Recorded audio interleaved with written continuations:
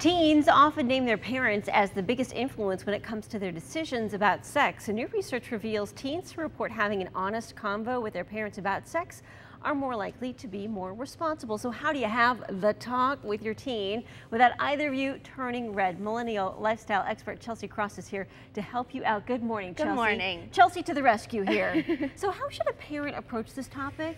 I know it is one that's a little bit difficult. Yes. And it's difficult for both the parent and the child. So best to start young because you never want to catch up when it's too late. And over 40% of people who were surveyed said that they were already having sex when their parents finally had the confidence to sit them down and have the safe sex talk. Whoa. So you don't want that to happen with you and your child, so start young. Okay, so what are some examples of how parents can be more relatable and honest? I mean, should mom or dad share their first time experience? You know, if you're going to start young, which I do advise, then your child's probably not going to want to hear about their mom and dad in the bedroom. No. So even as an adult, I don't want to. I'm sorry. Right? It's never a good thing. But you know, it had to happen for us to be here. Right, exactly.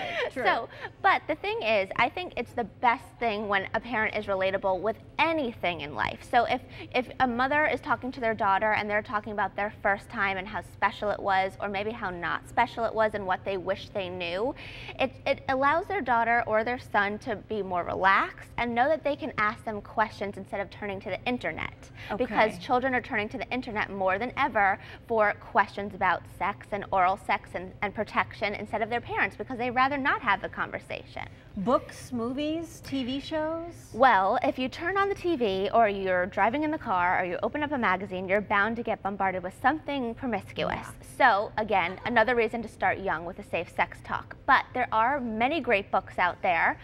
My book, 19, has a whole relationships chapter coming from a teenager myself at the time, talking about the two relationships that I had been in that were both very serious.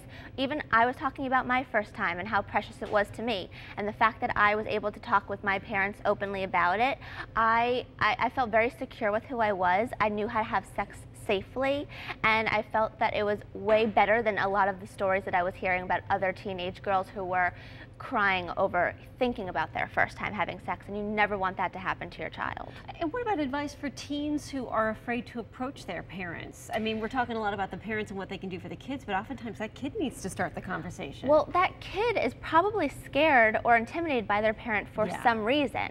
So it's up to the parent to make that comfortable with their child from a young age, whether it's safe sex or, you know, drinking, smoking, anything. But if that parent makes it okay for them to come and ask them questions and be relatable and talk about their previous experiences, that child is going to feel more comfortable and have more of that dialogue between parents. It's going to be easier. All about trust. Chelsea, thank you. Some very good advice. For more information on Chelsea, we will link you up to her info on our website, lifeloveshopping.com.